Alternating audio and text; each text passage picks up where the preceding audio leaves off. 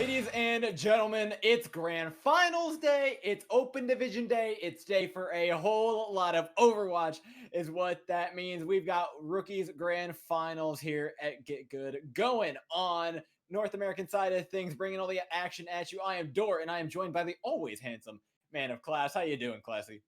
Why, thank you, of course, Dor. Handsome to you yourself. But like you said, we're going into the grand finals tonight. Rookie and what was it? Intermediate division? No, we're going to have some great games. Starting, of course, with Lamp Champs versus Joey Esports.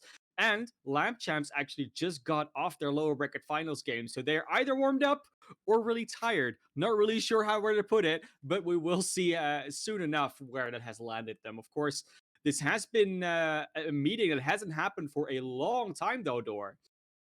No, I mean, the last time we got to see these teams, it was the very first streamed match that we got to see of GitGud NA. And like, my God, these teams, they've gone the full circuit. Not to mention, I mean, you said Lamp Champs just came out of the lower bracket finals. They just came off of a 3-0 lower bracket run, and that's impressive enough in and of itself. Yeah, of course it is. And that got to give you some confidence, give you some momentum. But of course, we do hope they got a little bit of energy built up, during that downtime, a little bit of that, give the fingers a bit of the rest, do a few stretches, a few laps around the yard, get that adrenaline pumping again, and that they're not completely tired out or overstressed about a finals like this. Because of course, it is still a big deal. You beat a lot of teams to get here, and it would be a shame if that all that effort goes to waste because you just didn't get up and stretch your feet a little bit. It's that simple sometimes. Yeah, I mean, it's an issue we've seen a lot of the teams in Open Division have as of recent. A lot of these teams are going through 2, 3, 4, 5 games at a time, and then you get out of a best of 5 that went to 6 maps, and all of a sudden you're facing down another team that is better than the last one. These teams, there's something to be said for lasting power. They both made it this far. Classy, what do you think we're going to be seeing today? I think we're going to be seeing some good Overwatch, some flexible Overwatch, some Overwatch where one of the teams will likely start dictating the pace and the other team is going to try and have to answer. And I hope that will be a back and forth battle. I hope that one team throws out an interesting strat, the other team tries to counter it, and then we see the back and forth switches come out. That's what we love to see about Overwatch, that flexible play. But on Control, that's less likely to happen successfully because, as we always say in Control, there just isn't enough time to make proper adjustments. If you swap the entire comp, you'll be late. Yeah, but compositionally, I think this is why I love watching Rookie so much, is there's compositional diversity, and so much of it. Lamp Champs are coming out full brawl, ready to play the Junkrat pocket pick, no less, from Stodgy Meteor. That's one to keep an eye on. If he can do a ton of damage to these shields, he can get the Reinhardt in, and they can start doing some serious damage. On the other hand, though, Esports, they look in the pure double shield. They're going to lock down this Reinhardt, trying to do as much damage as they can. If they can take down the main tank, they can win this fight. Holding the shield is not going to save your team, my friend. Babyfist and Lunar fall in the backline without DPS. This attack has no legs to stand on. Oh, this team here of... Yeah, they just I don't know. They just ran in with the Junkrat and hoped that all that spam damage would be enough. But in the end, it was actually Phone that just goes around the side and Maverick throwing in the accretion to just completely halt that rush. And if you don't have a Lucio, a rush is always harder to pull off. So running in with that Brigitte and that Ana is gives you a lot of healing, gives you a lot of extra sustain, but it's hard to keep the rotations up with that speed. And now this Junkrat has to find some sort of off angle, because normally with a Junkrat, oh my God, Babyfist, an early pick, gets traded out though and loses their own Echo. This is 5v5 effectively, perfectly fair. But the Junkrat's gonna offer a pretty big difference in damage, and once he finds this off angle, he can start going to town. Mr. Rissa, not long for life, shreds down Guy, takes down the main shield, and opens up the door for Timon to come in and clean on him. And it's not even on the back of the Junkrat, right? It's just the front line that just overruns that with the Shatter, with the... actually, not with the Shatter. Timon had that up yet. But just with the general power that they're running in with that front line. Just well done from the tanks and the Brigitte especially. Now they'll have those support ultimates that can be oh so dangerous. And the tire to boot. Yeah, this is where the Junkrat can really come to life. Now that he has a little bit more space to work with as well, it's going to be the crux of this composition. Whether the Junkrat finds success very much so dictates whether or not the tanks are going to be able to move forward in a similar fashion. Reinhardt's got the space, but he's also got a Gravitic Flux, picking him right on up. Stodgy Meteor, though, trades out one of the DPS, doing what he does best. This Riptire looking to be big. Immortality Field, though, waiting in the wings, trying to wait it out, but cannot find the time. As to use the Riptire, doesn't find any effect, but does find the other DPS. This guy is an assassin on the rat. so well done from Stodgy Meteor, and it was a shame that Tire didn't get anything. It looked like the rest of their team wasn't ready to follow up and to get the Immortality Pot out of the way. But this fight isn't over yet, Door. It looks like Phone is just trying to get them on their back and carry them into the sky with that Reinhardt duplicate, but it won't be enough. They'll be slept and taken out. Phone's doing their damage, but Lamp Champs are coming in with a vengeance. Timon still has that hammer. He's still gonna be a threat, and with that Reinhardt coming back in, that should be enough to seal it out for him, but no. Awkward comes in, supportal combat on the point. Him and Alex fragging out, taking down one member at a time. This fight all but decided, but in the meantime, Lamp Champs are slowly gaining that percentage. There's just no logic to this fight anymore. They're fighting everywhere at the same time. They're trying to find a target to focus, but currently it's still the point control here. Timon tries to throw the shatter with his shield and the stunner in the way, and now this is the place where maybe you stabilize. Maybe Maverick can help their team do it, but no, there's a rally. There's a biotic nade. They can just walk back in your door. This is a beautiful re-engage. Force them all back right into the welcoming arms of a gravitic flux. Legend picks them up and lays down the laws of physics, 99% to 42. This is looking like Lamp Champs are going to be taking map 1. Lamp Champs coming off of a hot lower bracket finals and showing that they're not ready to be cooled down just yet. First point goes to their favor, but it's Nepal. It has such different map geometry on 3 points that just what we saw here might not even be able to be repeated on the other points. Yeah, and let's talk about Nepal a little bit more. These other points are nothing like what we just saw. I will say the one thing that Lamp Champs have going for them is that this is one of the best Junkrat maps in the entire game. Stodgy Meteor, I would not be surprised to see them continue to lock it in, but it's an Ashe Torbjorn swap. I like that though, because while yes, the Junkrat can be very good, there's also this large element of there's an abyss. So a lot of your nades might just fall into that. It's very easy to see where the Junkrat's going to be shooting from. And if you have the Ashe and the Torbjorn, you can use off angles better. You have that range, you have the turret, you can just stand far back and accurately engage your enemies rather than have to try and get close enough to get value out of those nades. So I get the choice. It's just, is it going to work out? Because Phone is on that Junkrat and can do a lot of spam damage. Yeah, that's going to be the big difference maker. Phone has recognized the opportunity on this map. Look at how much space Joe Esports have to work with. They force off Stodgy Meteor and Legend. That is a big enough dynamite. It's going to be finding 2. Now free roam over this point, and they get to poke at those shields for as long as they like. Yes, Lamp Champs have control of the point right now, but that is not going to be lasting them long. Yeah, they didn't even flip it. So all that effort that they tried to make to split up their team and get the off angles were just negated by Joey Esports, Joey Esports just running at Lamp Champs. They just ran at Stodgy Meteor and Legend in that corner, and Babyfist. Well, not Babyfist, they weren't there, but like they duked them out in that corner. And then afterwards, it was just the rest of the team on the point, like, okay, so what do we do now? What do we do now is kind of a big question. When you're running into the Junkrat, there's a lot of spam that stops you from doing what you want to do right now. But what is Joe Esports doing? They're sitting so far back. They want to hold this further corner, but if they get separated away too much, that damage from the Ashe and Torbjorn is going to start to add up. There's a lot of pick potential within that composition with the Halt, with the Dynamite, and it's already not found anything. Spaghetti goes down first, but there isn't much to follow up. Timon will get traded out now without a main tank. Lamp Champs are going to struggle to do this. Stodgy Meteor gone. That's a lot of the damage now away, and without that, Phone and Sui will play from the high ground, reigns the Ashe and Junkrat composition. Oh, they are doing such a good job here with all that spam damage. They're able to get in with the Junkrat, just follow it up on Babyfist. Why not take the Torbjorn out of their misery? But unfortunately, that will mean that they have to try again here on the side of the Lamp Champs. The Lamp Champs, they're getting some ultimates now. They will have that Molten Core. They'll have a rally, but it's not going to be enough most likely because there's 5 ultimates almost already on the other side, and this is potentially the last fight territory door. Going to carry it off with that rally, but I don't know if you're going to be sustaining through all of this.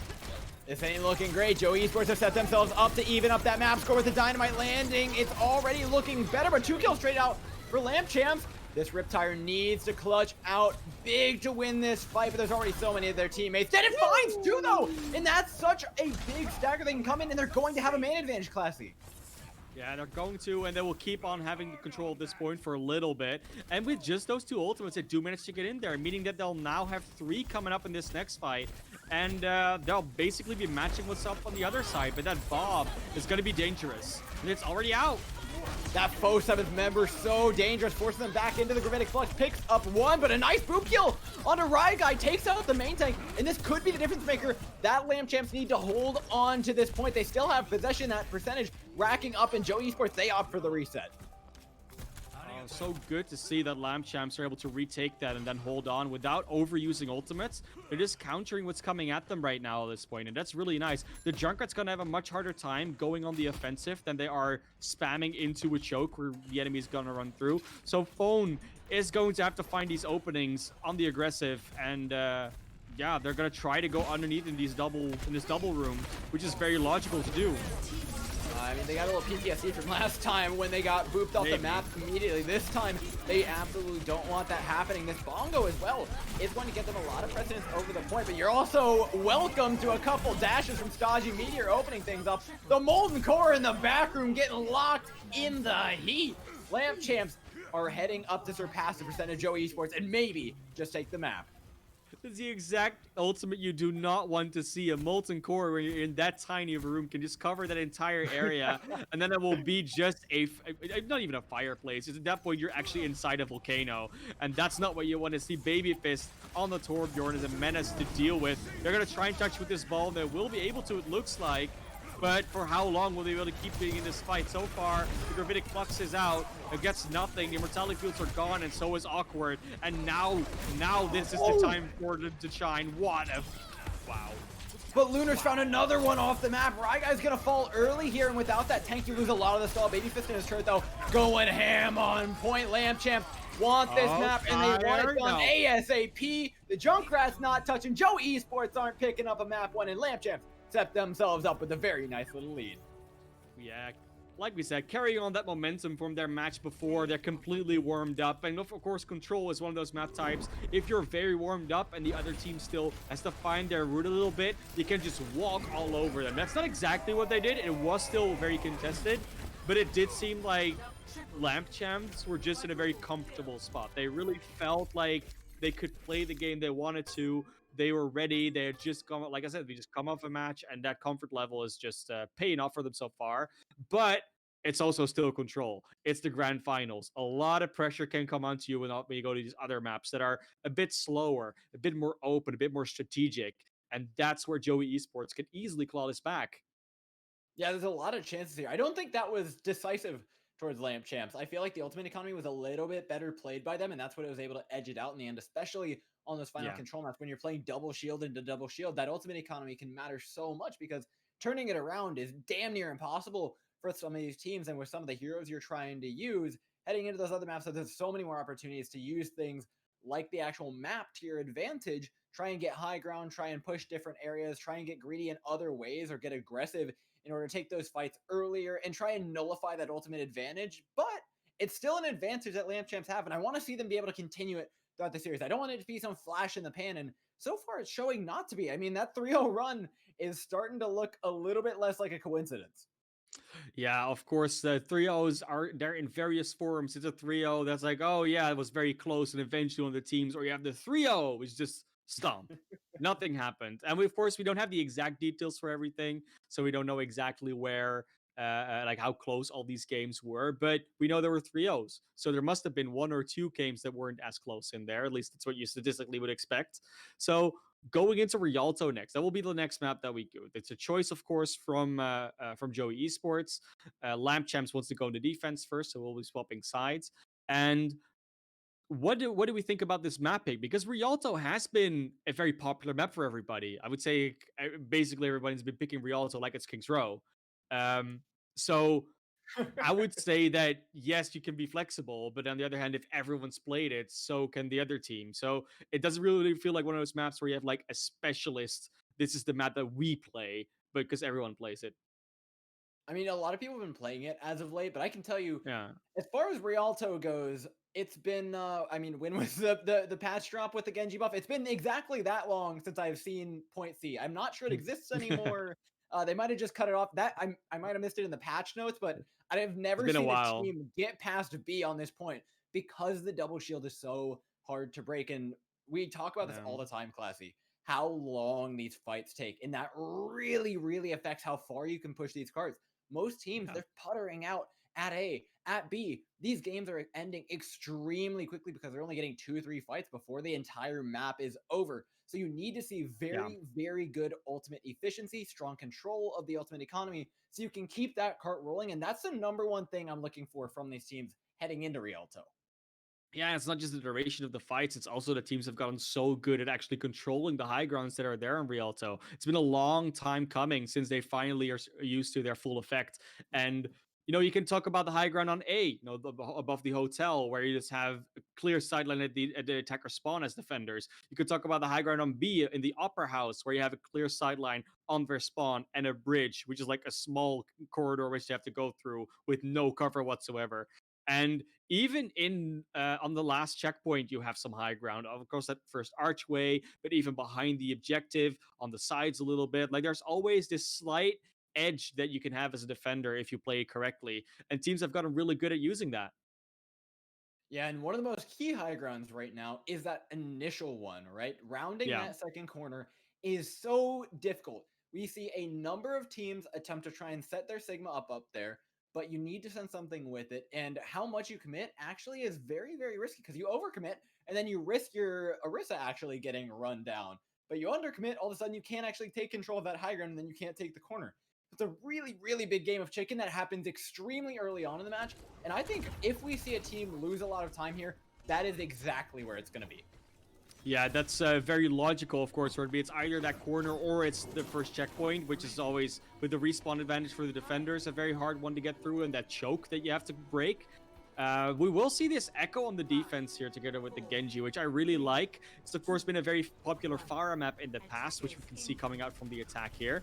But Echo has been replacing Pharah in a lot of composition, so that's probably why Babyfist is on that, because of the lack of support from a Mercy needed. And now with the Pharah, these fights actually are going to go a lot quicker. This gives them the presence they need to round this corner, even without the high ground control. That is a very low Echo. Babyfist, oh, the concussion mine. That's a certain death for Timon. They're going to fall. Babyfist follows, and this corner that we said was important is seeming significantly less so, isn't it, Classy?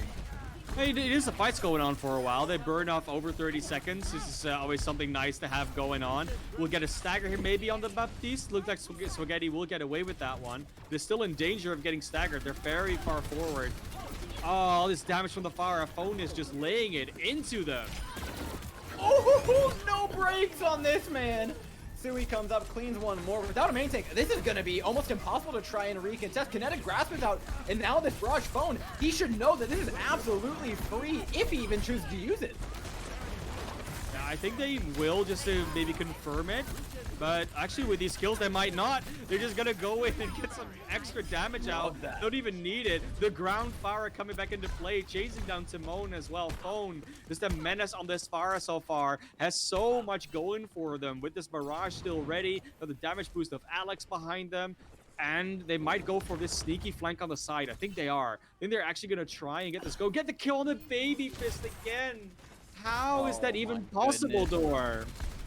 This is not looking pretty. This Echo spent more time in spawn than they have actually shooting at anything. And that is not what you want in Grand Finals. That is a bad omen if I've ever seen one. And Phone has found so many nifty little off angles to be playing from Stodgy Meteor. Can't really do that much on the Widow to contest because these ranges are relatively short. They don't quite have the same sight lines or the same space that Sui does to work with. Now with the tanks getting aggressive, it's kill or be killed, and Phone is asserting his dominance yet again over the DPS line of Joey Esports, who continue to be pushed back by the unstoppable force of nature that is Lampchamp. I love the Moxie there from Stodgy Meteor, but that's so far in enemy territory. You cannot get away with that. And all the kills just keep flowing through here for Joey Esports. Joey Esports, once again, like, they don't even have to use ultimates. They use a supercharger and a Valkyrie there, which is kind of like, oh, we have a double supercharger now. Scary proposition, but I don't think they even can contest the second checkpoint. They're just going to go straight into it. And with 5.5 minutes going to third, that is way too much time. You said it before, Rialto is a map where you get stalled out a lot. I don't think that's happening at this point. Well, I like to think of Lamp Champs more so as explorers, as expeditionists, right? This is uncharted territory for Double Shield. This is the point. They've discovered this. This is the Eureka moment for them. They've got the barrage. They might even find the end of the map somewhere I don't think anybody's ever been before. They've got an amplification matrix. They have Phone on their side. He's found one. Sui cleans up another, and Phone dies for the first time in the entire match. There he goes, but they don't quite have that much to follow it up. The Gravitic Double flux. Big. They double fluxed it. They both threw it out. They both Babyface and Legend threw out the Gravitic flux at the same time. Never heard such a beautiful Dutch choir in my life. But Phone is just answering it backdoor. Just gets the kill after kill. Kinetic Grass is not going to save you forever, and that will be your life, Legend. Yeah, that's not the person you wanted to see resurrected right above then. The one person who's been the bane of you the entire matchup. Now you're coming in, facing down a Gravitic Flux. You used everything to try and win that fight if you're Joe Esports. Now you have to do it. Sans, ultimate, Sans, anything. You've just got the Bongo to make it work, but the Gravitic Flux already making it hard. Sees the Fortify out, but a good stun takes Maverick out of the Gravitic Flux. This should open the doors for Joe Esports to try to get a little bit of a re-engage going, but Babyface taking down Phone is exactly what they were looking for. Lunar, what are you doing taking down Sui? Hey, someone had to do it, right? If not the Mercy, who then? Now Babyface is on the fire as well. He's going to take everything out as well, together with Lunar now. This will be a matchup to watch, because the Pharmacy was uncontested in the sky by the hit scan and by the Echo, and now that we've got a mirror match in that regard, and actually every other regard as well, now we can actually see which team is doing better on that composition. Both the Double Shield, the Pharmacy, the Widowmaker, just everything about it. Even the supports are a good factor. But that being said, all those lights on the side of the attack might be a problem here for Lamp Champs.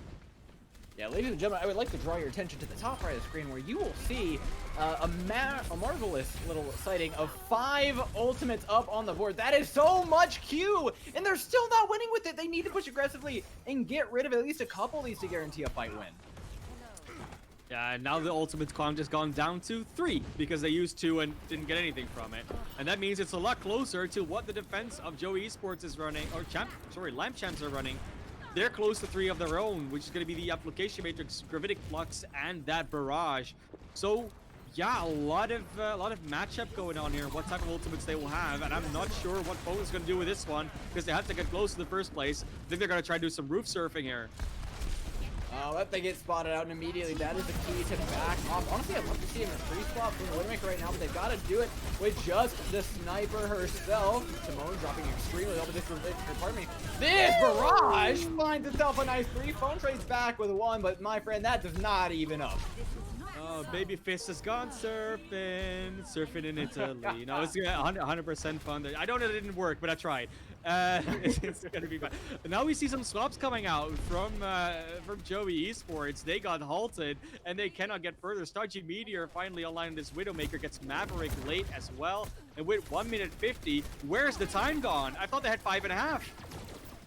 I'm not sure if this is like Back to the Future. What are we on, like 6 right now, or what? But this is a lot of time. You're absolutely right, Gillespie. That is way more time than it should have taken. I think that comes down to the fact that Lamp Champs were running that Widowmaker, and now they swap over to the Ashe. And I like this a lot more right now. You get rid of that long range, you can take the far out just a little bit more reliably. Well, now it's an Echo, but still the effect is the same!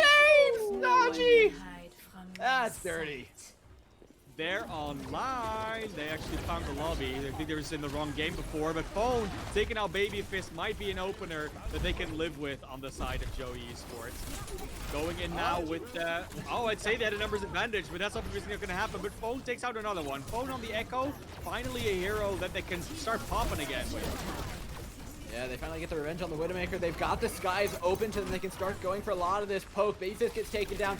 This is the opening that Lamp Champs need. However, they don't quite have the ultimates back up. This Gravitic Flux on Maverick has to be massive, but Lunar's doing it again with the pistol. Takes Phone out of the skies. Gives them at least a little bit of a chance at holding on to this one. Lunar, the Battle Mercy, the legends have spoken. The legends are coming through. The prophecy is being fulfilled. Starchy Meteor gets the kill on the Rye guy. And there's Maverick trying to get value out of the Gravitic Flux. And we'll get Lunar almost stunned out, but not in time from Legend there. And now with a few numbers still left, they have to get it in because it's last fight territory. You need to get that payload to the end now. all they've really got is the Amplification Matrix, but they lost their Baptiste a while ago. The cart will slowly press once the Orisa goes down. Timon falls, and now the door is open. And you have the duplication, and I love this. Sending it onto the Morn, you get a bit of damage, you get the Coalescence to try and hold on, but most importantly, you have Sustain. That just barely gets you to the end of Rialto. There were quite a few good kills coming out there on the side of Joey Esports, and finally they make it. They had 5 minutes 20 to get there, and they end with 2 seconds and 9/10 of a second on the clock in the end. Of course, time on an escort map doesn't matter as much as some others, because you will both get another attempt if the other team completes the map. But what if we now see Lamp Champs come in and they say, well, when we have 5.5 minutes left, we actually complete the map with like around 4.5 minutes left on that third point. So if that happens, you're going to be in trouble if you're Joey Esports, because you gave away 5.5 minutes and never really did anything to stop them yourself. But that momentum will still need to be gotten. We know Escort is the map type to do it on, but are Lamp Champs teams to do it and go up 2-0 in this grand finals? I mean, we haven't given Lamp Champs enough credit, I don't think. Reaching the end of the map is nothing small. 5.5 minutes off the clock, you know, it sucks. You kind of throw away some time, but you're not feeling too bad about it, because I think they stand a really good chance of stopping earlier than that. Joey Esports, though, they got to make a statement. They got to show they can pull it back after map 1. And I think cleaning up on the tank positioning is exactly what they need. Timon and Legend need to be very careful. They need to do a good job of taking control of the high ground as they're taking the corner, so they can make space for Stodgy Meteor to come in on that Junkrat and go to town. Yeah, this Junkrat matchup is completely different from what we saw on the other side when they started out. Babyfist will straight away be on that Pharah. Will go in hard, but we'll take it out by Phone. Wow. Phone's been doing this all day, taking Pharahs and Echoes out of the sky on Junkrat. That is no small feat, even with the mine being detonated. Luna gets taken out, trying to get a little too aggressive this time. Oh, but Timon, what are you doing here? You're 1 HP, and Sui spots you out. Nice haul into the damage, but they still can't finish off these Joey Esports players. Timon just gets so close to dying, is still alive. I don't even know how at this point. But yeah, I mean, Phone is 100% trying to go for the Avatar special. Just, you think you can play Pharah? No, Junkrat counters Pharah. What are you talking about? We'll just be trying to jump up in the air and get the nades at their face constantly. Babyfist is doing a good job of dodging them so far, but now you're on the ground. But be careful for that Junkrat, because the Junkrat's hunting you. Look out for the Junkrat. It's been there the entire time. So is Babyfist, though, who's slowly matching the level of Phone's Pharah right about now. Putting in the same amount of Merc on point 1, but they're still not fully around that corner. Double shield is set up and is still a threat, stopping them. They need Babyfist to find an opening, get that first pick so that they can start moving in, but that is a very scary tire. Phone doesn't get all that much value out of it, but is going to not... Yeah, just ends early. This entire hold is just puttered out from Lamp Champs. Yeah, there never was really a fight going on. It was just a lot of damage and slow retreat coming out from Lamp Champs. I don't know, like it's for Joey Esports. Oh, there we go. That's what we wanted to see. Babyfist popping. We will see them kill Babyfist finally. The res might actually come in because they make the space. They're gonna go for it? No. Okay. Well, I don't think they need to, really. They can just keep on booping anyways. Ooh, go Alex die. No, Stodgy Meteor doesn't quite find that kill over there. Looking at the ultimates, though, plenty of momentum to be broken here. 5 online for the defense of Joey Esports. And Lamp Champs will have to try and punch through that with only 3 of their own. But that tire is the difference maker. That can just end the push before it starts. Or you just have Babyfist coming in with the rockets. That is not what you want to be looking at. Lamp Champs now, this attack is going to continue on just perfectly. They've got the ultimates. They just need to use them aggressively. You may not have as many, but you definitely have enough to end a fight if you can find value with them. So keep an eye, like you said, on that Riptide to go around the side lane and try and find a nice little something. He's going around the boat. Dog, how much did he find in vulnerability field, though? Is going to be stopping this one for the time being. Last one for the Riptide without taking it down, but not this time. Maverick falls, and that's the opening that Babyfist needs. They might be seeing the same amount of time that we saw to Joey earlier. Yeah, honestly, Babyfist is pushing on forward. Okay, so they're 20 seconds slower so far, but this is where Joey Esports lost all their time. If they can push it in about 2-3 minutes, they'll still be like light years ahead in speed. So there might still be plenty of ultimates left for you on the defense, but you still gotta find that value that Stodgy Meteor did with their tire. You gotta find that value that Babyface found their barrage. Otherwise, this hold will be all but impossible. Well, it's not impossible. We saw the same exact thing happen when it was Lampchamps on the other end, but Babyface has another barrage and other plans for him. Finds one, the Bob cleans up.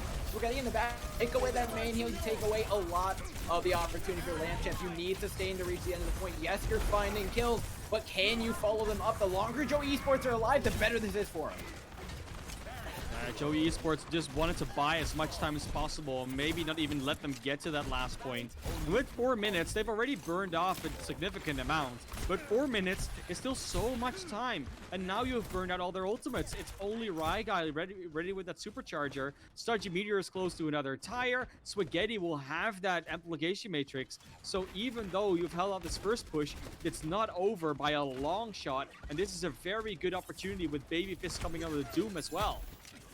And the Babyface Doom is something to keep an eye on. It gives you that instant kill potential that you need, and there's some more of it.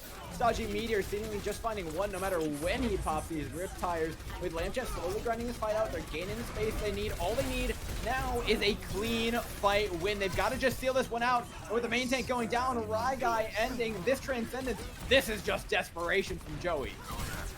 They're trying to just get their respawns in. Of course, they did get the Junkrat kill, which is a lot of damage missing. And Legend goes awfully low here. Maverick is back on the ball as well, but Phone falls. Now you need to keep getting these kills if you're the Lampchamps. Because Lampchamps, you know that you cannot get against that respawn advantage if you keep losing members and not kill anybody. They do get Alex and Ryguy, but they lost Babyfist. Yeah, but the Junkrat and the Doomfist are back in, and even without Babyfist, there's still so much damage being thrown the way of Joey. They have to find picks, they have to clutch it out, but they can't even touch the cart. 3:45 on the clock, and Lampchamps find the end of the map. Yeah, they get almost a minute extra, of course, because the time goes up for Joey Esports as well. But the elephant in the room is, of course, both teams got to point B without much contest. They just kept on rolling. And in point C is where the difference was really made. So this could still be an incredibly close finish if both teams just repeat their performance that they had before. That being said, I do think that we saw Lampchamps really adapt a lot to what Joey Esports was doing. They really started swapping players out. They started using their ultimate, started to break the momentum in the correct way. If they can keep that going, then with the added time advantage, they should be able to statistically win out the map. But of course, statistics are just statistics, and in practice, we see a lot of different results happening. Yeah, and I think one of those different results is the fact that we've seen Pharah find so much success. Rialto is a very Pharah-heavy map and can be strong, but with the double shield, it can be pretty tricky to try and find the damage around them. Phone, though, who is now swapping over to the Pharah, is exactly the person you want to keep your eye on. He was the reason, he was the thing that propelled Joey Esports to the end of the map earlier, and he has to do that again with only 1 minute on the clock. Yes, they could reach the end of the map with the same amount of momentum that they found earlier, but even getting that momentum again, that's tough without the help of Phone. I mean, yeah, and Phone not finding value can be a very big problem, but going in with that Pharah again, with Alex on the Mercy, we expect to see that same level of performance, right? Both teams have been unable to hold this first corner for longer than about 20-30 seconds, and yeah, if Lampchamps can break that momentum, that would be great. Oh, Lampchamps have already broken one thing, and that is Maverick back, starting things out right. More picks to come. And this is how this double shield works. You find one pick, you're just bound to find the rest. The team crumbles when they lose even one of their members. Awkward fights the nades of Stodgy Meteor, who was just looking at the Pharah and somehow managed to get a Baptiste. That's I guess that's how that works when you just throw nades at the enemy team. But we will see another attempt here for Tsui to go on the action toward the long range battle rather than the close range round one. It's what Tsui's preferred this entire game, but the Ashe hasn't really found that much success. The Widowmakers then seem to be a little bit more powerful. Phone as well, struggling just as much on their signature hero right now, but the barrage nearly coming up and the time running down. It has to be big, and it finds 4! Phone, what's wrong with you? They've got families. Wow. OP ticking down, and he shows up when they need him most. You really think, like, how can you keep getting away with it? But they keep getting away with it, and it's the best. It's the best thing to see, though, because now you're getting to that same momentum that you did last time. You'll start building ultimate, start building momentum. Phone can just start spamming the bridge, and then the question is, will this point contest even come in? Will they take the risk on the side of the Lamp Champs. And that's a big risk trying to recontest this. You have the double shield, though. You have all your members. I think this is totally worth it for him. You're coming up on the Davidic Flux as well, which can end this overtime in an instant. Amplification Matrix, though, from Spaghetti looks to find an opening, but there's not much shooting through it. Really is just dodging meter, trying to find a pick, but they can't because that double shield is so powerful and right in their way. Maverick with the Great Flux looks to end things. This cart, it's going to get to see B, Classy. It's going to get to see a part of the street space, but how much of the street space will it see? Because this high ground is very nice to hold on for the defense if you can actually do it, if you can set up there. But it looks like with the aggressive positioning from Phone, they might not ever get a chance to get up there and hold, as most teams want to do. But instead, it will just be the pharmacy battle once again. Babyface try to chase down Phone. Yeah, they can't allow Phone to take those off angles like they were before. And honestly, Babyfist Pharah was going toe-to-toe with that of Phone, so I actually love seeing this swap. Lunar goes down, though, and this whole composition is going to fall apart. They need to be very careful about what they do with their Mercy. Far Mercy in the sky. Whoever wins this is honestly likely to win the map because Phone has so much precedence. Both Babyfist taking him down. No DPS left for Joey Esports. Their overtime is looking a little bit up right about now. But a bomb? What on earth is wrong with these guys every single time, Classy? Yeah, you just keep on going. There's no chill, no cooldown, no reset. There's no such thing as a lost fight for either of these teams. They just keep on coming back, using the next ultimate, and the next one, and the next one. Phone is still in the sky with a barrage now. They'll have Babyfist coming in from the other side. It's close to one as well. This is truly a battle of the Pharas, and Babyfist is winning it right now. Will come in, doesn't even need the barrage, and closes out that fight. And point B will not be reached. And that was a massive set of extensions on Joey's side. That was something that we should have never seen. A 3-4-man barrage followed up with a 3-man Bob. These are mistakes that you cannot be making in grand finals. And honestly, they're the kind of mistakes that give Joey Esports a really solid shot. That time bank is not looking nearly as scary when you've pushed the cart that far. Yeah, 3 minutes 45 is, it seems like a lot of time, but a lot of teams don't even make it to point A with a time bank like that, let alone almost to point B. Although it is definitely true that so far both of these teams have been able to break the point A, and then the momentum that carries them on into point B doesn't allow the defensive team to sit up on the high ground. Point B can be very hard to break if you get up there, if that Opera House is indeed where you are able to set up. But a lot of the time, especially with these Pharas chasing down these kills so aggressively, the defense isn't able to set up there, and that means that point B is much more attainable than it would be otherwise. Well, there's one big difference right now from what we saw out of Joey Esports' previous hold, and that is the Pharas. Earlier, it was Junkrat and Ashes, and a little bit weird, but both of these teams have realized Phone and Babyfist are their ticket to victory here on Rialto, and a lot of it is going to come down to that Pharah battle. Attackers incoming. Already Phone. Once again, yeah. Once again, like you said, just that Pharah battle. We saw a little bit of Echo tried before, not this time around. They might just want to play it safe or want to carry that momentum through. And Babyfist is once again in the sky with Lunar. Maybe Lunar can get some more picks in, but so far it's Timon going down to Mavericks and a tank battle going down. That is not what you want to be seeing, especially early on. Losing your Orisa is going to bleed so much time off the clock right now. And Joey, they can continue to bleed out Lamp Champs. If they find another pick, it's going to be so big. Starting Meteor drops a little bit low, but the Junkrat needs to get aggressive, needs to get cheesy. And there he goes, takes down Rydai, effectively assassinates an Orisa. Lord knows how you do that. Babyfist is going on some sort of flank right now. He's taken down by Sui, and that's going to be a lot of free space here for Lamp Champs. It's such a menace. Stochi Meteor beat Babyfist both in that hotel low ground, playing the ground Pharah and Junkrat. But now is Legend helping up in the sky, taking out Phone. That's a lot of blast power gone here for the defense. Nice accretion on the Maverick to follow it. And Legend is going to push their team up to this first checkpoint. And Phone isn't back yet. Phone cannot throw the barrage out. It's Babyfist all day.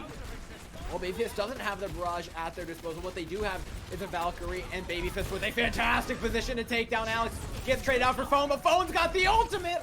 Arrives, picks up 220 on the clock, though. They're still not in overtime class. This is still very winnable for Lamp Champ, even with the Gravitic Flux on the way. He is a very low Sigma, but finds just enough value. Picks up 3, and this should be enough to win that point. All of them down to half, and all of them falling afterwards. No, what on earth? These guys are lasting way too long. He didn't want to use the accretion because he's like, I don't need the accretion to finish out this fight. But I guess you did, Legend. Does eventually not die and manage to pull that out. But that was closer than it should have been. Could have just finished that sick off. But going into this next checkpoint, once again, this high ground immediately controlled by the attack. And you see the Orisa just going backwards. Like, no, I don't want to get staggered. Oh my but God! They get staggered nonetheless. Maybe if this will fall. But that's at least the res going to be committed, I think. Maybe? No? Okay. Apparently not. I would have sworn they were going to do that, but apparently they don't want high ground control. They're going to try and go for it, though. I think it was on cooldown from the end of the Maybe. previous point. Could've I think been. it was on cooldown even post death there. Now though, Lampchef, this is a lot of space they're getting from the Sigma not being there, not being able to take advantage of that high ground. Yes, they get there, but all too late.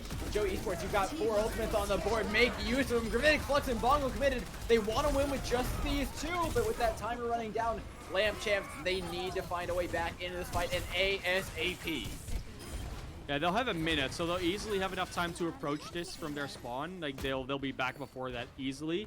And they've even got a few ultimates to work with, especially that tire from Studgy Meteor. We've seen it before. It's rare that they don't get at least 1 kill with that. And if they can repeat that performance, if they can get a key pick off that cannot get resurrected, or they force out the immortality field, then all the follow-up from that supercharger, potentially even the Gravitic Flux from Legend, are going to be huge. That's what you're really, really scared of. Is that Gravitic Flux. You let that get charged up, you are in a world of hurt. Sachi Meteor's consistently gotten 1 with these tires, but not much more than that. Hell, maybe we even see another one of those clutch 3Ks that seem to be the story of the entire series right now. Sachi Meteor's holding on us, glitching through the roof to find the Pharah. Oh, his brain's massive and the tire's even bigger. Finds 2. That could be what it takes to push Lampchef over the edge and send them to a 2-0.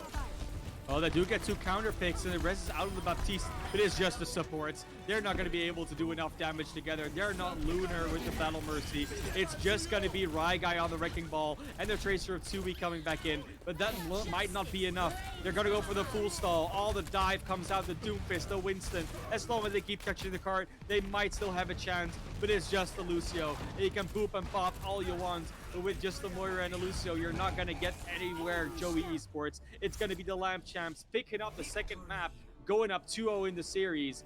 And now we're getting into hairy territory for Joey Esports. Hairy territory? Hairy territory. Coining the phrase. It's new. We got it. All right, let's talk about what went down here. We saw 3 of some of the most insane plays, right? One of them coming out of Bob, one of them coming out of this Pharah.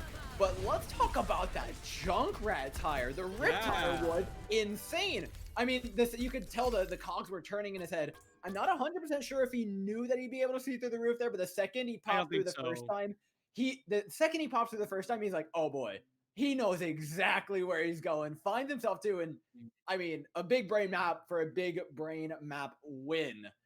It's well deserved. Yeah, I think a lot of that with that tire is just I want to wait as long as possible to go in, so you have that element of surprise going. So you constantly have the enemy team be like, "Oh, there's a tire. It's coming at some point. Where is it gonna come from? Like I hear it, but I can't see it. What's going on here?" And then eventually pulls it out. And I don't know if looking through the roof was a part of that. I think we might have to send a bug report to the devs for that one at least, just to make sure. Might have just been in our spec mode. We might not actually have seen what they saw. It might just be us. So like that. We don't know. We'll ask, maybe we'll be able to ask them in an interview after. Who knows? But for now, we're gonna go into map 3, of course. Map 3 being the hybrid. I think we have a pretty good guess of where they're gonna go, Dor. I mean, it's usually the same place, but King's Row is always a solid option. However, I do like seeing things like the Iconwald. Iconwald with Double Shield is another map that becomes really interesting because of the high ground usage. Point B gets really, really choppy for some of these teams. And a lot of times it can be extremely divisive, but it's going to be the King's Row pick coming out. So this opens up the doors to a couple other competitions should they choose to go for it. Yeah, and I'm actually sort of surprised because if you want to play that Pharah matchup, why not go to Iconwald? Why not go to Numbani? Like those are maps where Pharah just seems to be better than on King's Row. But oftentimes we see that teams don't really care about what compositions work where. They just care because that's King's Row. Because that's all they scrim all the time. No one ever plays anything else. And it's just a comfort pick. And looking into that, when it's a comfort pick for both teams, it's really all going to come down to who plays the comp that they're practice on there better and not who plays the map better because they will play the map in the exact same way because, you know, they all know that's King's Row. So I don't think we're gonna see any freaky strats come out, things that we've never seen before, because that seems to not happen on King's Row that often. But if we see the Bastion teleport up onto the statue, I'll be done. You know, I've seen everything today. I will not have to cast for a few weeks because I'll just be satisfied. I mean, that's a classic plant strat. The TP on top of Mhm. the statue is it's not exactly the most powerful thing, but I actually really would like to see one of these teams run Brawl. And that is specifically because we're in this division. I think Brawl can find a good bit of success. Some of those little cracks that normally Double Shield has are a little bit harder to keep closed when you have a Reinhardt running up in them. And so finding some of the errors in the team play could be one of the routes these teams take to winning. And with that Brawl, I think gives them the massive advantage of time. When you win Yeah. fights with Brawl, it is fast. You get multiple attempts. You can roll the ultimate advantage.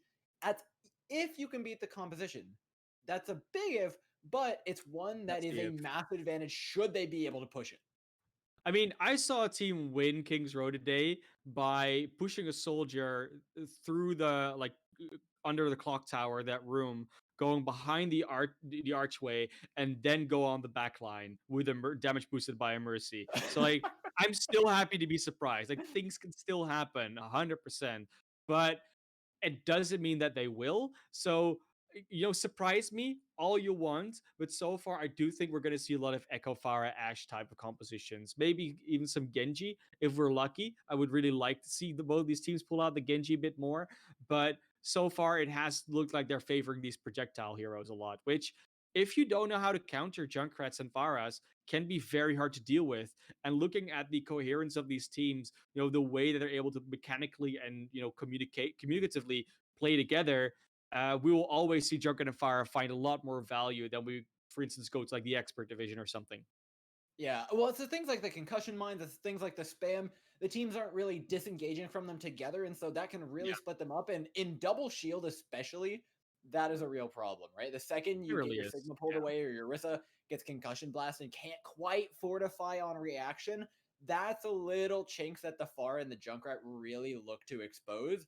And I yeah. wouldn't be surprised to see the Junkrat especially come out right now. This map is okay for Farah, but Junkrat is it's a little bit of a pocket pick for him, and seeing one of those would not be much of a surprise. But don't play with me, baby Not at fist. all.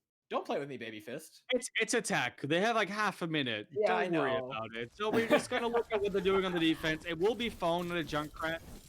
Tui on that Ash, and then we have the tanks come out on the double shield again with Awkward and Alex bringing up the rear with the Baptiste and Brigitte. And this is the last map potentially that they're going to be playing. It's the first of 3, so you gotta win this one, otherwise you're out. You you can afford to lose another one. Like every fight is gonna count so hard right now for the side of Joey Esports. And starting on this defense, they have the capacity to set themselves a very good win condition if they hold well. But it's gonna be Baby Fist coming potentially on the Pharah, Stoji Fist maybe on the Hanzo, and yeah, this is a very hybridish comp, and I'm not really sure how they came out for this, but I'm guessing they're just going for the comfort picks.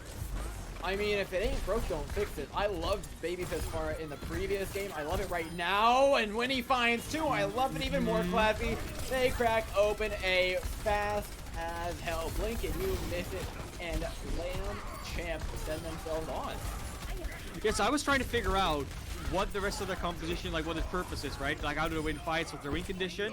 But I think I don't really need to, It's just because all filler. they need It's to just do is filler for send the Baby Pharah. Fist in. Yeah, like they just, might as well play 5 supports and a Baby Fist. No, I think that's too much and you can't do it according to the rules, but it really looks like all they're doing is to at least like sustain and have more chaos so that Baby Fist can just do their thing in the back line of the enemy team.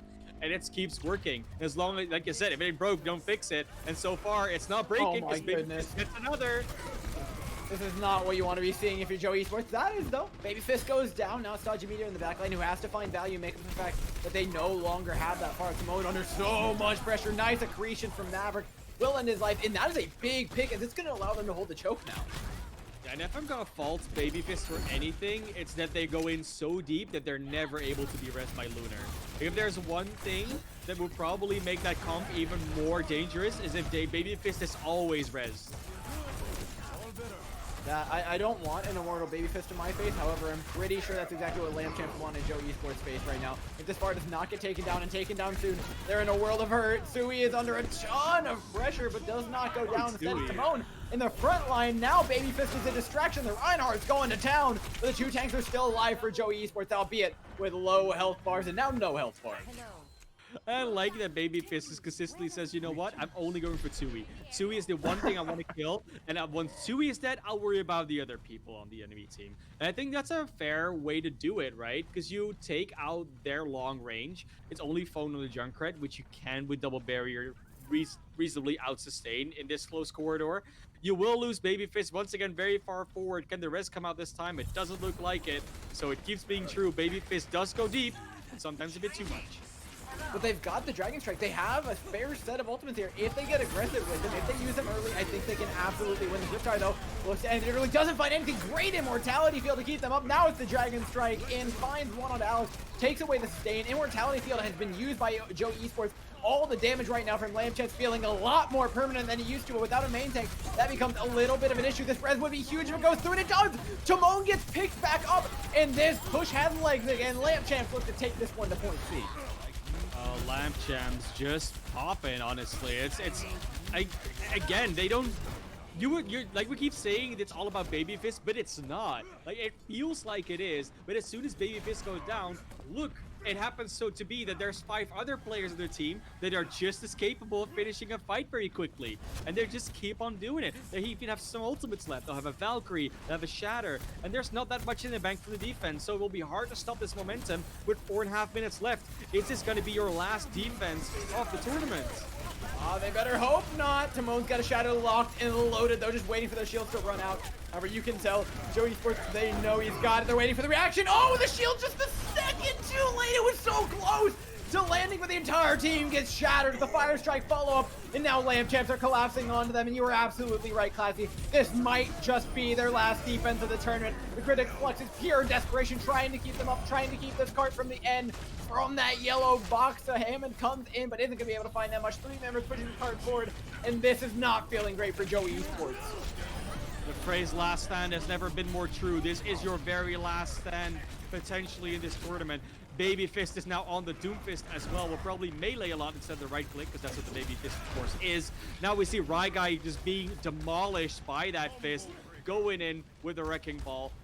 They are soft resetting here, though. They need to win one more decisive fight to get this payload there, and they apparently didn't feel like that was the one.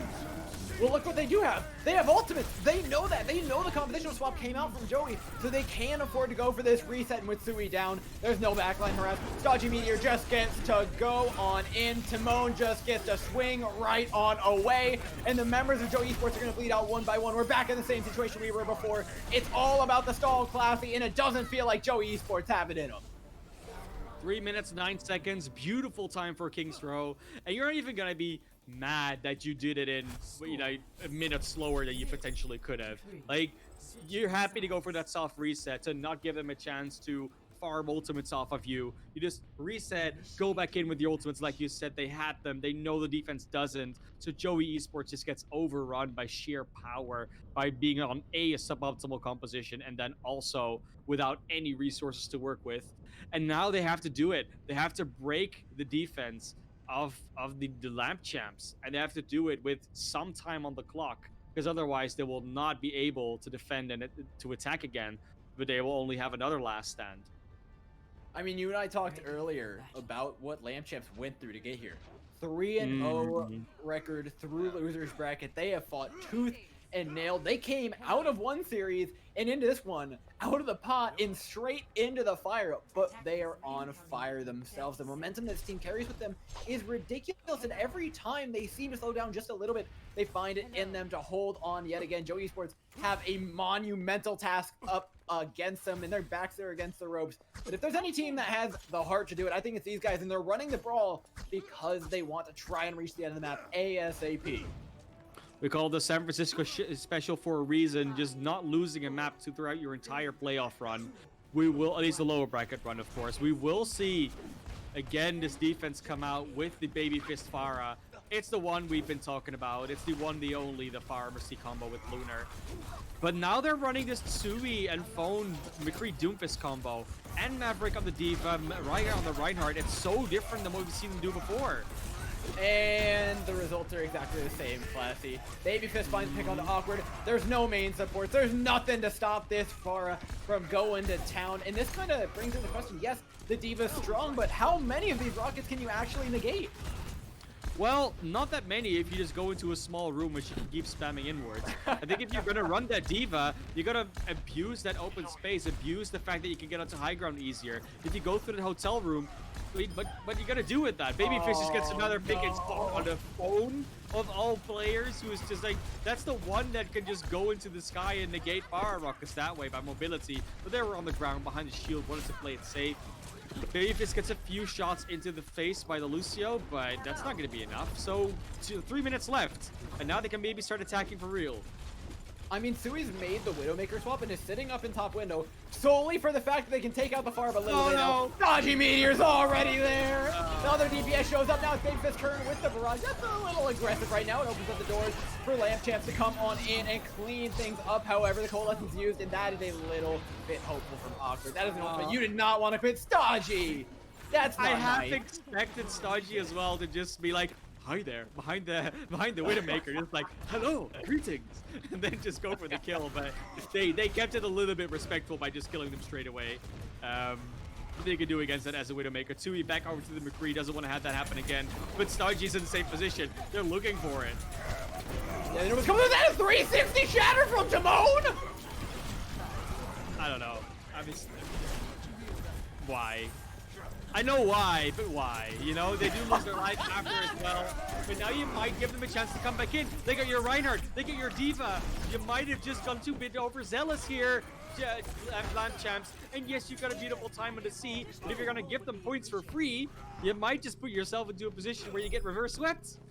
Look, if you don't believe in karma, Classy, I'm sure you do right about now. Stodgy Meteor and Timon are paying for their sins. That is only fair. Oh, yeah. Yeah.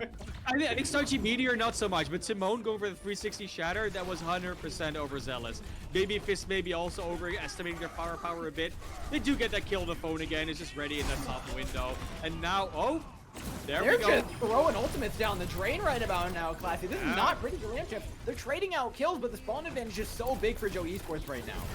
All they have to do is buy time, though, because they know that they don't necessarily have to hold here. All they have to do is hold somewhere before the end of the map, and they'll be fine. They're perfectly fine losing a fight here and there, and with that Reinhardt charge, this could be another one they're losing. No! Nice immortality field. Those keeps them alive for the time being. This Coalescence from Awkward is actually beautiful right now, though. It allows Phone to move forward, use the duplicate on the Reinhardt to take space, which is exactly what they need, because otherwise, Lamp Champs would just be wasting their time. Lamp Champs now being able to build up a few more ultimates before B. The cart's moving very slowly, even though there's this much space being bought. And now they're kind of come back into this next fight. Ultimates are relatively even, might actually be an advantage for the defense. If you can break through this fight as Joe Esports, that's when you really start believing you can pull this map back. But you need to win this fight to keep that momentum up.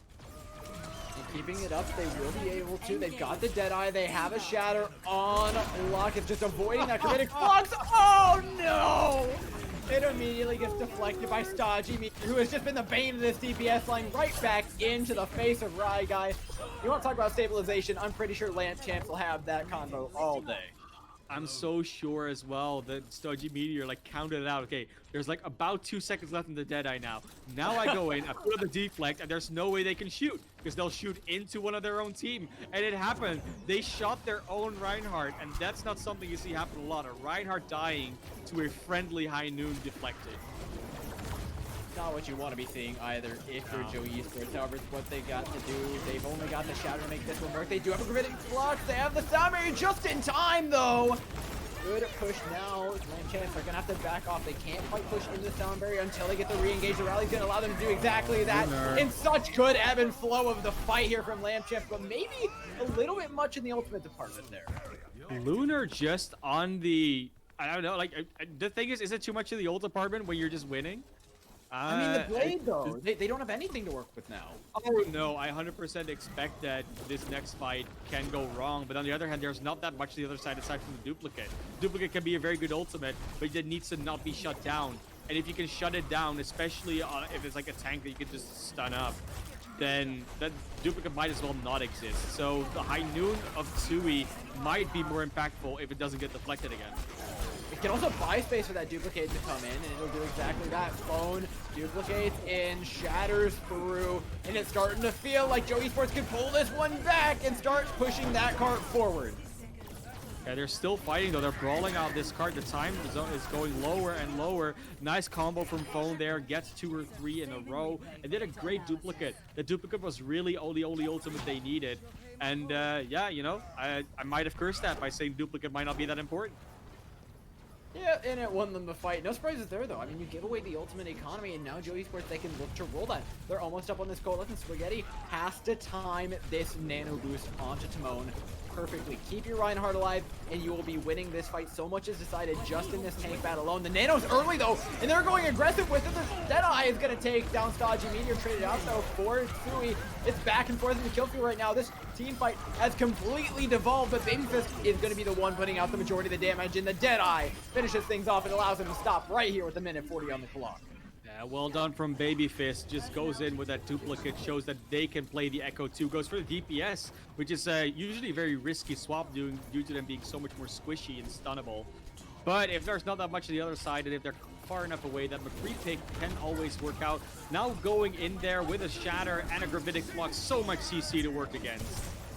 Yeah, the Gravitic Flux is going to be used first charge straight onto the Reinhardt. However, Timon getting punished for it. Nice use there to get their Reinhardt in and out ASAP. Ryguy can now take as much space as he wants because there's not another Reinhardt in his way. Lampchaps need to get in or get out, and it needs to happen now, or they're just going to continue to bleed out players.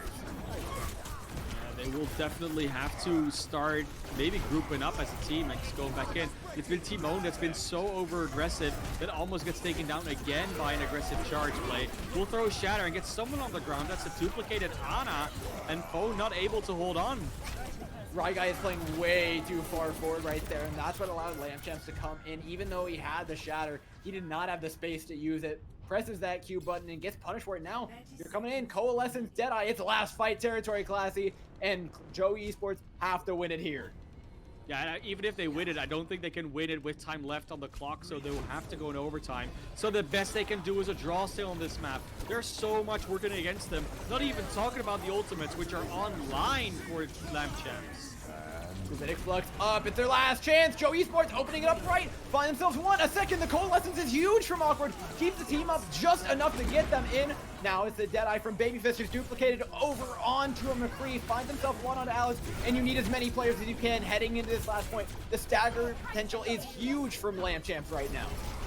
They've gotten into overtime though. The Lampchamps are already, you know what, we can just let this go, but they're not going to. The blade comes out from Stodgy Meteor, gets the first one to get it with Spaghetti. Will not get more. Nice self-destruct from Maverick, and now this fight's going to ensue. Door, can they start again? It doesn't look like it. Now will we have completion here? But as we said before, that's not what they really wanted. They wanted another attack, and they're not going to get it. It's going to be one tick for the championship.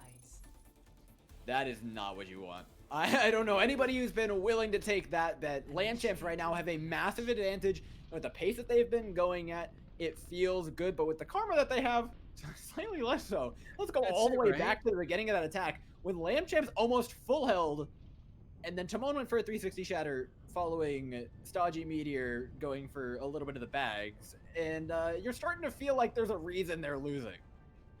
Yeah, going British is not always the way, as they say, but right now we will see, of course, this actual last stand come out here. This is the one, and we're fully expecting, with 3 minutes 9, and with the way that this map has been progressing, for Babyfist to just go in there, get a bunch of kills, and win the map for them. That's what we're sort of expecting. But we will see some changes come out. Tsui will go straight into the McCree, which was working a lot better versus the air battle the Babyfist was trying to pull out.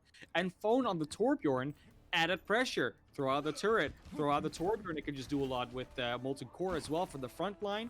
And all of a sudden, it's a very different composition you're running into. That being said, it could just that's not enough. And the only way we'll find out is by going into this game, the potential last round here for the rookie division in GG Season 5. Very scary place to be for Joe Esports, but they have to pull it out. They've got to find the clutch. They got to find it deep within them. Do not lose players early to Babyface. That is rule number 1. Do not let them get in. Do not let them harass your backline. Nice concussion blast sends the Sigma and the Reinhardt soaring into the welcoming arms of Timon, who's got an invulnerability field keeping him alive. Resurrect will go through, takes up Baby Fist, but Legend gets traded out for without the Mercy Heals. They're not able to keep their tank alive. Now it's all the Dodge Meteor to find the damage. Will. Awkward goes down. The Reinhardt not looking so hot right about now, but neither are Lamp Champs. They're slowly bleeding out players, and Joey Esports make it to live to see at least another hope, but never mind. Baby Fist is alive. He's doing what he's been doing the entire series, Classy. One player at a time. He will end this match on his own right if he has to. Well, they still have the help from Lunar. Let's not take the damage boost out of the equation. That's definitely helping out here. Gets Alex late. There's the barrage to finish off Right Guy and Awkward. No way they're gonna be able to defend this. That's the 3-0 victory coming up very shortly. Just Tui coming from the back, but that's that was that last shatter was just to confirm it. That's Lamp Champs getting the championship. What a match. Maybe not as close as we would have liked, but it was entertaining, as I can say.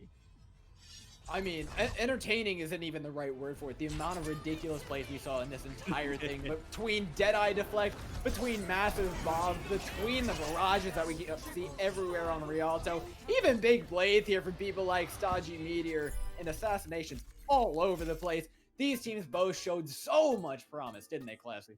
Yeah, just the Fantasia finale, right? It's just, you have everything coming out, the weird plays, all the heroes that you see played, the tank combos, the support combos, Lunar going in with a Battle Mercy, Baby Fist just popping on the Pharah after Phone tries to show them up on Rialto. And there was just so much happening. Even that tire from Stodgy Meteor at some point, we are like, wait, where did that tire come from? There's just a lot happening there, and I'm very happy that we were able to witness this match. But of course, this does mean we're now at the end of the rookie division in NA. Grand finals over. Lamp Champs, the final victors here. And you can look back at a season.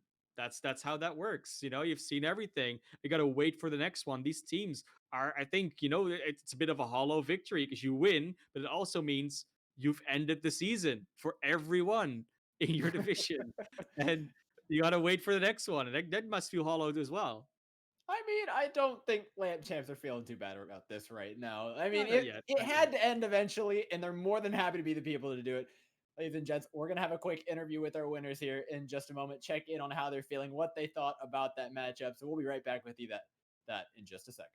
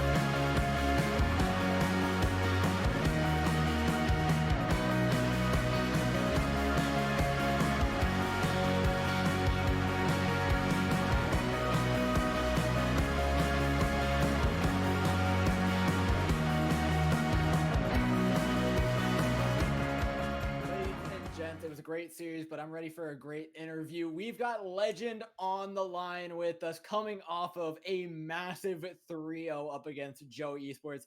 Legend, I'm going to start off this interview by asking the question that's on everybody's mind. What's going on with the 360 shatter, man? I don't know. It's just something that our main tank just somehow incorporated into his play from one of our coaches, and it just seems to work. It gets him almost every time, and you know, when he gets 3, 4, 5 man shatters every single time, like why not let him do it? Like, you know what I mean? It's just kind of one of those things that just works. And when you have healers that can keep your Rhine up and other players to sustain your Rhine, he's able to do things like that to kind of get into the enemy's heads to make them think he's doing something else, but in reality he's trying to do this, and then it pays off for us in the end. So you're telling me that wasn't a we're winning, send the 360 shatter, and that's something that he does on the regular. Yeah, he's Oh my also God. perfected the 180. Yeah, he actually practices it, but yeah. That's insane. Yep. Okay. I mean, obviously, you've won the season, you did the whole thing. You already said it, in the break time in between. It was very fun to start them in the first match being streamed, end them in the last match being streamed of the rookie division. Have you enjoyed the entire season of GitGud in general, or were there some up and down moments? Like, how was that going for your team? Uh, our team came into GGNA with the goal to go undefeated and to win the grand finals, and we definitely put a lot of time into this, and we obviously made it happen, but we had some players that weren't able to come due to like family reasons and stuff like that, so I want to keep them in mind too. But yeah, it was really cool. The opponents, there was a lot of good people that I reached out to, like talked to, helped, but it was definitely a journey with my team. We started out wherever we started, and now we're at the top of our bracket and we're ready to move on. I mean, you want to talk about a long journey. Let's talk about the journey that you've been in with this bracket. It has been a long bracket for you guys. Do you want to kind of run us through even just your day? I mean, you came out of your previous match, it's just out of the pot and into the flame. How do you guys have the level of stamina to get you through a match like this? Yeah, so there's a lot of great opponents in our bracket. Our main thing that we focused on was just communication and coordination. That was our biggest things. And with the new meta, with the polls and everything like that, coordination is so important. But actually, so going into this week before Friday's match, we knew that if we won Friday and if we won that first game today, that we were going to be playing 2 games back to back. So what we did this week is we double blocked scrims for the whole week. So Holy cow. we scrimmed for 4 hours on 2 days, and then on Saturday we had um, an emergency pop-up scrim, so we were ready for today. Man, that's So we commitment. put a lot of hours in. Everyone on my team well deserves all the recognition for the progress and the victory. Okay, good to hear. Well, and you talk about that communication, talk about that, that long journey that you were on. You guys are. It sounds like you're guys gonna stay together as a team and you play more of these type of games. Who is really the person that like instigates that feeling of togetherness, like who keeps everyone on the same page? We have a couple people. One, well, I'm the captain of Lamp Champs, and I kind of do like I just keep everyone playing, like making sure everything's organized. Scully, or yeah, that's his name, but his in-game name is Timman. But Mhm.